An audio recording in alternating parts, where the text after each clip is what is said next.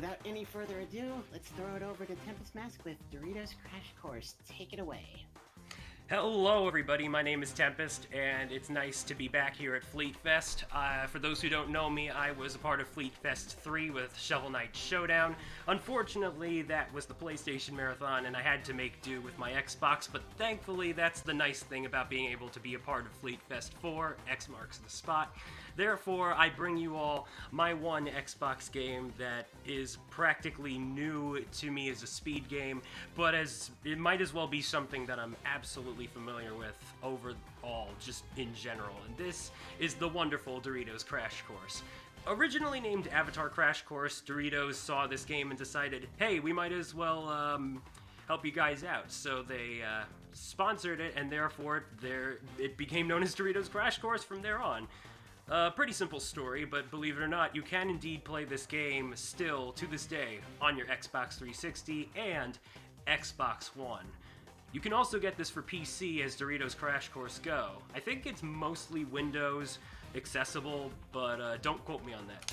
Otherwise, let's get into the game. The category today is No Chicken, which means I have to go through the base game's 3 worlds of USA, Europe, and Japan. Sadly, I have no access to Las Vegas, London, and Japan Easy because that's DLC, which I did not pay for at the moment, and that does have its own separate category in No Chicken Plus DLC, but one of these days for sure. Rather, we're gonna just go for 15 stages, which is still a pretty decent amount of gameplay. It's a very, very fun game in my opinion, and I'm always looking forward to showing it off to those who may or may not be aware of it. So without further ado, time will begin once I confirm the choice of the first course. So, without further ado, we shall do so in 5, 4, 3, 2, 1, Doritos.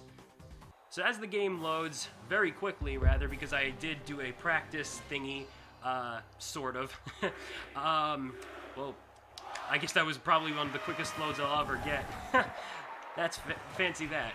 But anyway, so we begin with USA 1, safety first, and each course has its own name. For the first level of the game, it gives you these different signs that basically tell you all the different controls of what your character can do.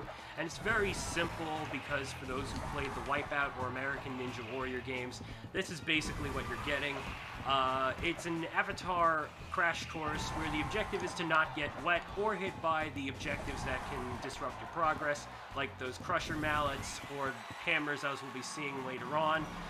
This game does have RTA, but is mainly timed through IGT, which is really cool because it's probably one of the easiest IGT games to time, thanks to the inclusion of a timer on the upper left corner. I'm assuming I pointed to the upper left corner anyway. But yes, you also have a little something that can show your best time when you're offline.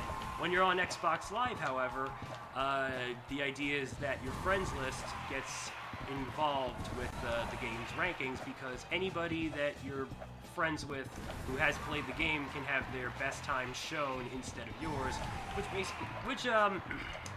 basically serves as a little something to compare and contrast if you're ever so willing. Of course, since I'm playing offline, it's just going to show my best time for each course, which is good, because then you guys will be able to see me whether or not I get any ILPBs, which is always nice, but I don't expect it to. My last marathon run with this game actually had me get at least one at safety first by 0.004 seconds, believe it or not, which was quite surprising. So, you never know what could happen here, but we'll see how it goes for me. This game is still pretty fresh in terms of my speed running experience. And I do apologize for stuttering, by the way. That just tends to happen with me, but nevertheless. So far, we're zooming through those first couple of courses, and now we have Jungle Gym Hijinks USA 3. So here we go. One of the nice things about this game that I also find pretty charming is the backgrounds of each of the worlds. They're pretty much thematic to the country in question, or at least they try to be. And here in USA, it's a little more themed like New York City because we have King Kong on top of the Empire State Building. There's the Statue of Liberty. But then there are also things like Mount Rushmore in the background, and for some reason, a UFO abducting some audience members. Hopefully they'll be alright, because I have no idea who they are or what those aliens want with some people watching my avatar trying to cross a bunch of obstacle courses, really. And by the way, in Doritos Crash Course, you do play as your Xbox Live avatar, so depending on what they're wearing, they will wear it as part of their getup in this game. In particular, my avatar is usually wearing the Dance Central shirt that I can unlock in Dance Central 2 in-game, because one nice thing about Xbox games in the 360 era was that one of the achievements you could get was new clothes for your avatar. Not necessarily something a lot of games did per se, but it was nice to sort of see when games did do it, and it was sort of fun to try and get those all the same. But here we go with USA 4 on the rebound. And, let's see here. The thing about my commentary with this game is that I don't always have a lot to say, so it's just going to be a play-by-play sort of thing. See, I don't have every level memorized, it just sort of comes and goes, and therefore, when I'm in a level, I know what's going to get involved with it and stuff, so hope you don't mind that. There might be times where I might give myself some serious time, though, because there can be some trickier obstacles in the way. But with the case of the trampolines, which got introduced as of this level, these things work very interestingly. The more closer you get to the center of the trampoline, the higher your jump. So if you want a shorter jump to go faster, for instance, in certain cases, all you need to do is just, what's the word? Yeah, just go to the side. Alright. So, allow me to explain the further rules of No Chicken, because you're probably wondering, what the heck does that mean? Well, if you fail an obstacle 5 times in Doritos Crash Course, the game gives you a prompt saying you can press the right shoulder button to skip an obstacle, which lets you move on to the next one, just like that.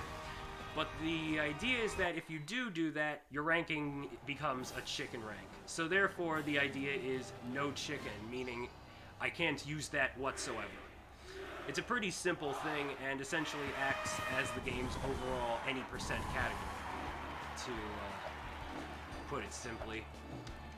Now, that last level there, I did get a PB, as you might have seen, by at least 5 seconds or more, so that's pretty good. There's one so far. We'll see if any others come soon enough.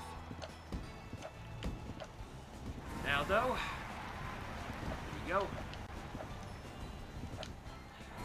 And those paintball cannons right there don't necessarily hurt you, but they do push you back, meaning that if there's an obstacle where it's if it's an obstacle that has some precarious open ground and stuff, and a paintball could potentially knock you back, that can be a problem.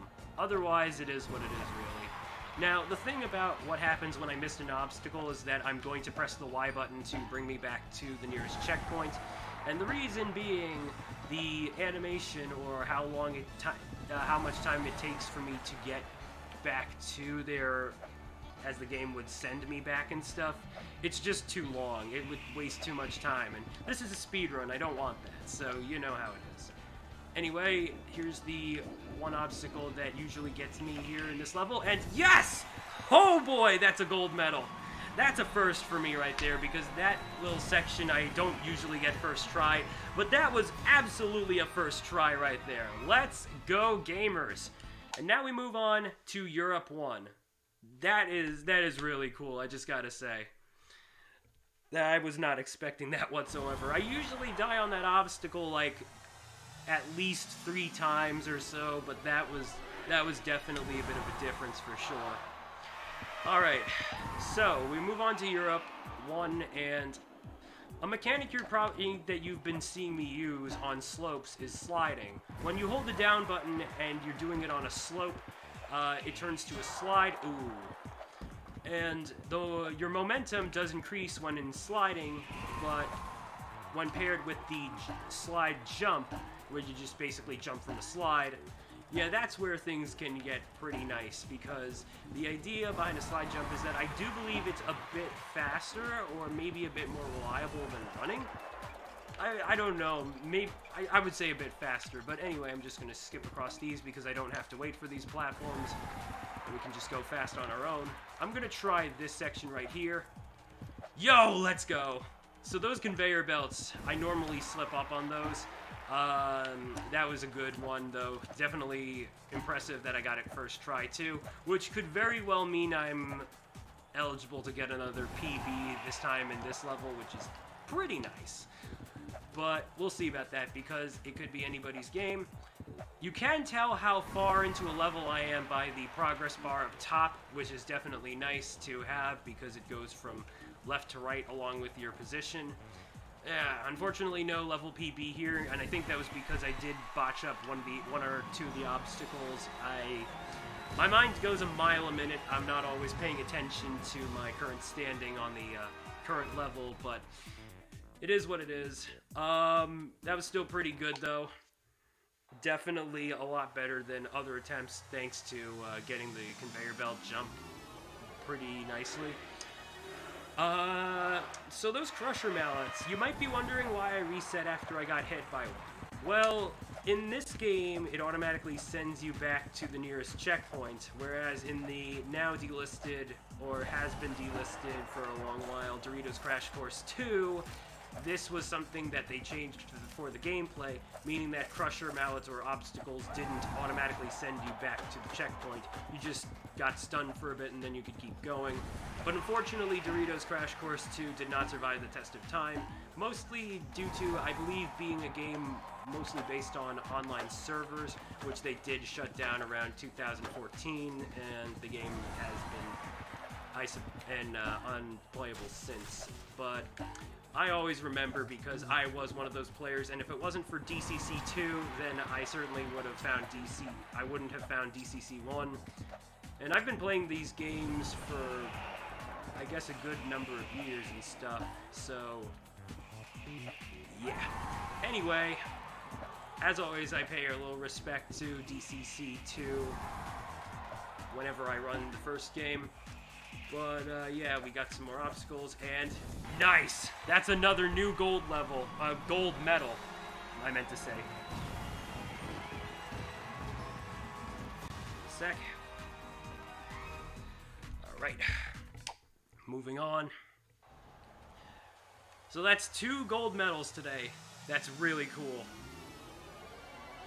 And that would therefore mean 3 ILPBs this run, which is absolutely spectacular in my opinion. Oop. That was not too good, though.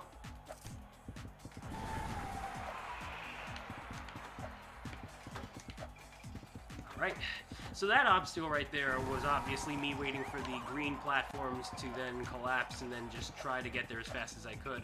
Sometimes a platform might flip back up and push me with it if I'm still there. It's happened, like,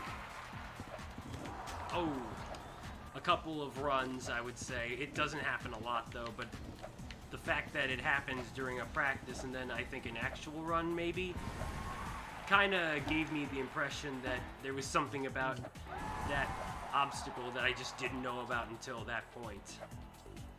So, yeah, there we go. Ooh, that was a close one. Like I said, though, whenever I fail an obstacle, it makes sense for me to press the Y button to get back to the checkpoint faster than just letting the game do it for me, because it wastes time if I don't. And also, you can see how high up my character is from here. Just imagine how many seconds it might waste in order for him to fall all the way down to make a splash there. It'd kind of be silly to let that happen now, wouldn't it? Oh, come on, let me go. Thank you. That paintball cannon was being quite a bully there. Alright. Unfortunately, that last section there prevented me from getting the gold medal, but no sweat. We made it through at a decent time, too. And now we move on to Europe 4, Shaky Footing.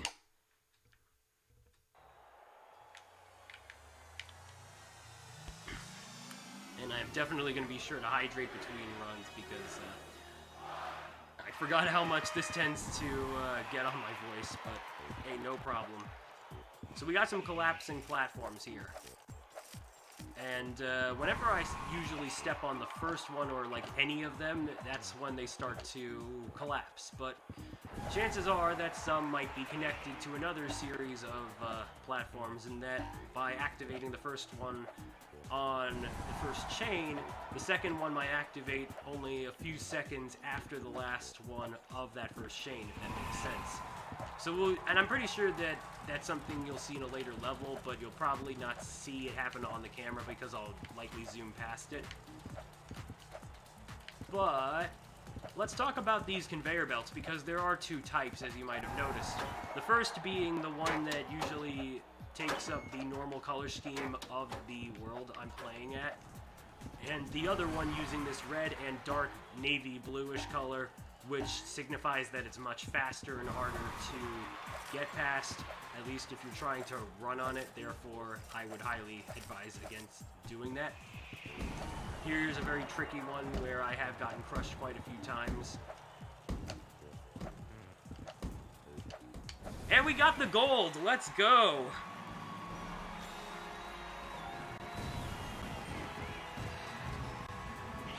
This is pretty good. This is absolutely good for sure. Alright.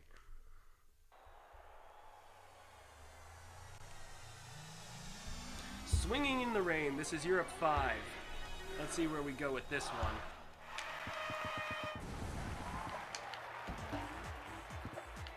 Starting off, we have what I like to call a semi-auto-scroller section. It's kind of a semi-auto-scroller sort of, because it's not really auto-scrolling, but with the way the camera moves and you're forced to sort of follow it. Wow, that was some good platform luck. It might as well be something akin to it. The good part is that, unlike most auto-scrollers, it's really just an obstacle that you have to sort of use to get across one gap of space to the next. Right? Come on. Let's try that again.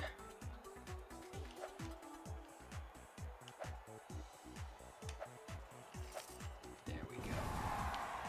Okay. So now we got some more platforms coming up. Wait for this one because I do need that bouncing. Ooh, that was close. Okay, cool. So now just move across. Some more paintball cannons trying to interrupt my progress here. And even more so again, except this time it's the 4-stack with some trampolines in between. You might, ooh, dang, that was, I could have had that one had I not fallen through there. Oh well. Let's just slide down here. I think now is a good time to talk about the ropes, because there are the two types. The normal ropes, which you can swing across, and then the iron chain ropes, which you can't. They're pretty much, dang it, stationary, meaning that all I can really do is climb up or down on those things. I'm going to jump over this. That should do it. I say nope. Nope. Ow. That sound effect came way later than I wanted it to. And that was a soundboard sound effect. That was totally intentional. That was not part of the game. Don't worry, I'm not playing Team Fortress 2 right now. There we go. Whoo-wee! This is going all sorts of places, though, I'll tell you that. Okay. Japan 1, rebounding again. This is the last of the 3 worlds of the base game, so we only got 5 more levels before the run is over. So let's see how good it gets from here. And I do want to give a quick shout out to Kebab is Live, one of the several people that usually is out supporting me from the Doritos Crash Course speedrunning community. Hey Kebab, thanks for being here. And let's see how the rest of this run goes. But if you're curious to know what it takes to speedrun this game, just give it a shot. It's very simple. The mechanics are pretty easy to pick up. And just in case you want to see where all the other runners are, we do have a Discord server, which you can find at the Doritos Crash Course Speedrun.com page. There's a link in that section that says Discord, which you'll find in the lower left side of said page. Anyway, that was a little unfortunate there, so let's try that again. There we go. Okay, more mallets, or more crusher mallets. Got past them just fine. We got some more raising platforms. Much like the collapsing platforms, this is similar, except it's a little more like, I'd equate it to Mega Man Yoku blocks. It's not as bad though, because you do see the platforms that are about to rise, which is designated by the green colors, so yeah. By the way, I forgot to totally bring up the background assets of Europe there, but you might have seen that the hot air balloon instead of the blimp from the US was in the shape of a pig. Don't ask me why that is the case. I absolutely have no idea, but the people that sat with me during this during my previous run at No Glitches Allowed were definitely questioning it. Or I think it was my run at UKSG, whichever the case. That definitely got a bit of a reaction there, and understandably so. All right, level 2, Domo Arigato. Here we go.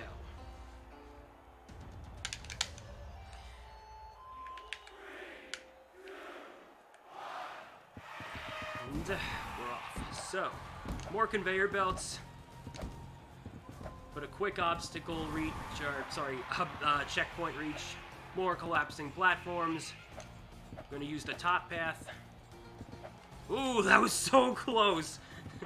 So that's exactly what I mean with how a platform chain can start to collapse after the previous one completes its cycle of doing so. Nope. Nope. There we go. Oop.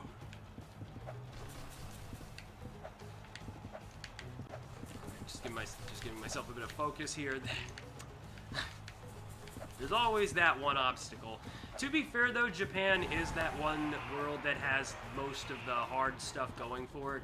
Hence why I understand that the developers behind this game made a Japan easy world, probably just for the heck of it or something like that.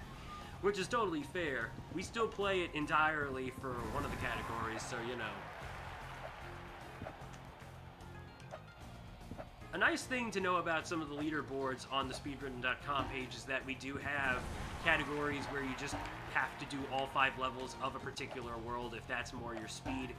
Or we do have the IL leaderboard as well, so if you want to like go out for an individual level world record, then that's perfectly fine. Of course, that definitely seems to be something that a lot of us in the speedrun, in the DCC community tend to do these days. And that's totally understandable because I'm sure not everybody has what it takes, or has the fortitude to continuously go through the levels. But there are definitely some really cool runners for sure, and you know, no matter what category you guys do, you definitely have my respect, because this game, in my opinion, absolutely deserves the attention it could get. All the same, I do want to give a big shout out to the no chicken, no sliding runners, as there are some people who do no chicken without using the sliding whatsoever. Of course, using the sliding is much more to my benefit because I like having all the moves at my disposal, but I might do one of those runs myself at some point soon for what it's worth, just to see what it's like. For now, though, this is definitely more my speed, especially because I still need to get that DLC someday if I want to be able to receive the full package, if you know what I mean. I was trying to do the double air quotes. Anyway, I'm stuck on this one obstacle. I'm going to reset here. What the heck was that? Alright, I'm just going to do it again. I would like to go for that conveyor belt. There we go. That's more like it. Yeah, I don't know what was up with me being able to get past those paintball cannons. Seriously, that was weird. Alright, here we go.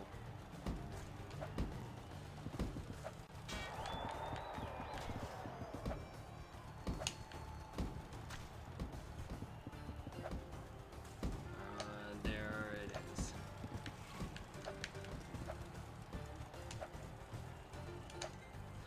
Okay, cool. So now we have more trampoline bouncing, and Yeah, okay, that was not cool.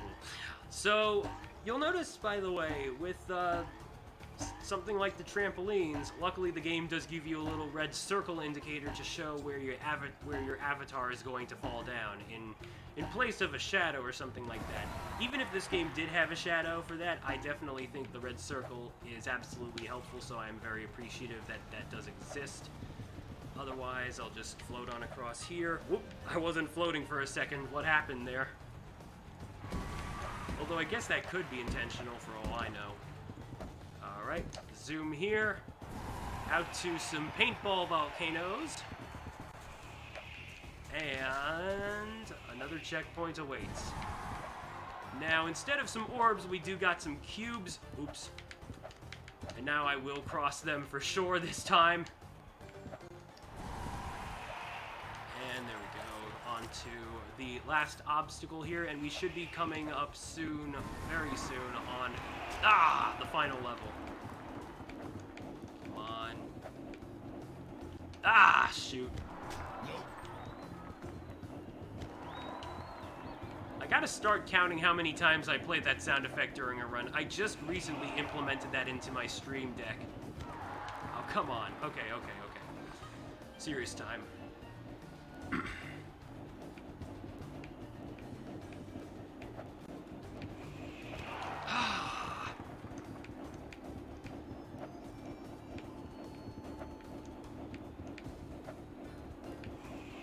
Okay, there we go.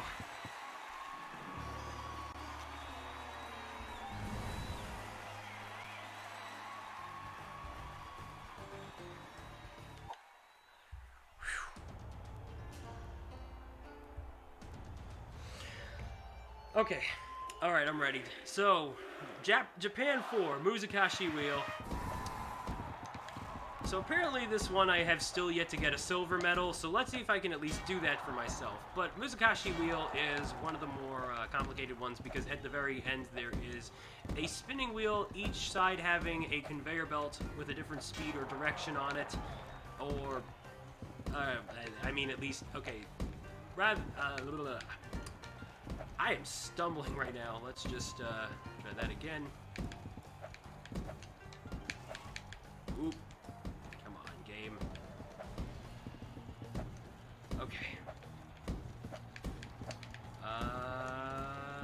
There we go. Sheesh. Alright. We'll talk about that particular obstacle when we get to the near end, though. Basically, the level name refers to something that will come into play before I reach the goal. Alright. Oh, come on! I thought I could make that jump. Dang it.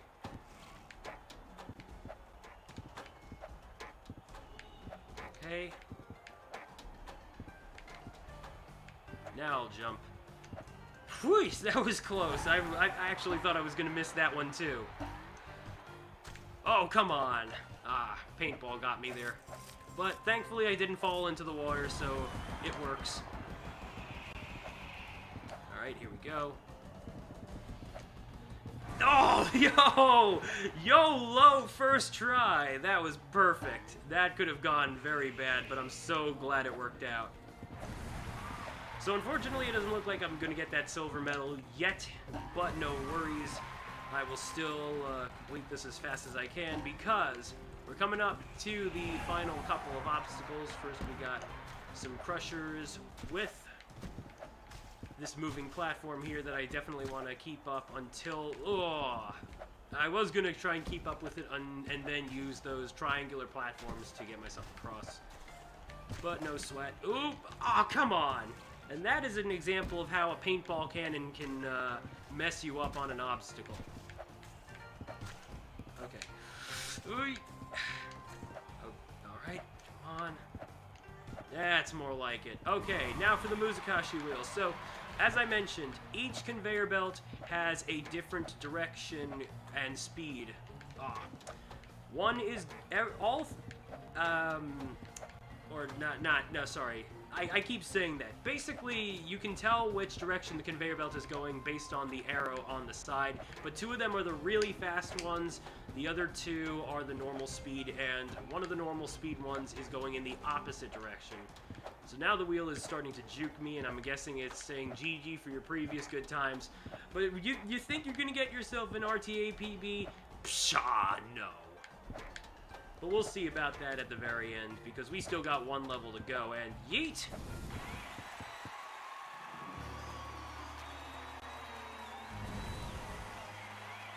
Okay, cool. So that does leave us with one more level, and then that will be time at the final goal, so let's get ready for that. Otherwise, get Carter.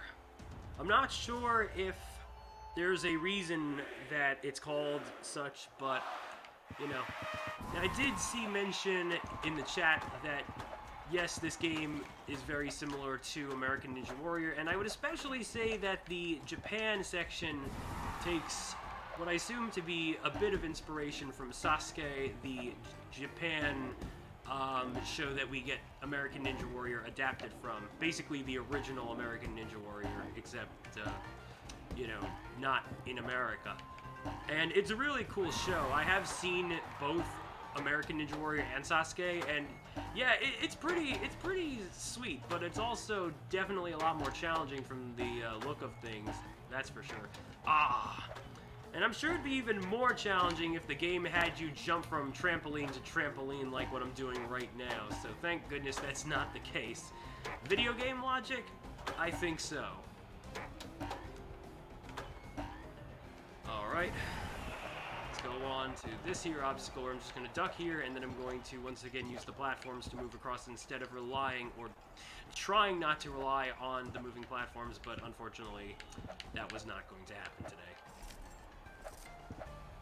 Alright, next obstacle, more collapsing platforms, a rope swing. Let's try and get there fast though, because, there you go, there it started to collapse.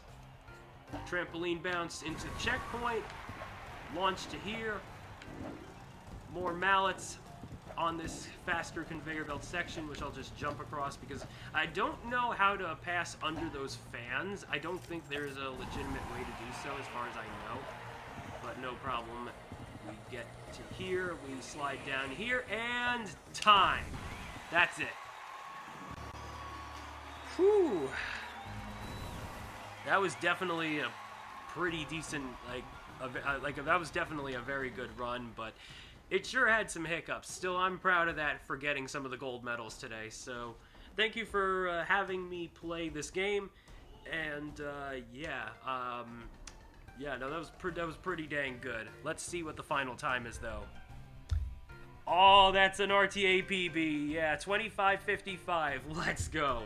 So, like I said, it's not like RTA matters all that much. It's just that one of the things you can do is specify the RTA time, in other words, the game with the loads. But that, yeah, it's not like that's the most important thing, but I still consider that a PB nonetheless, for what it's worth. So, let's go. But, yeah. I'd like to remind you all that if you are interested in giving this game a try, you can get it on the Xbox 360 Marketplace as well as Xbox One.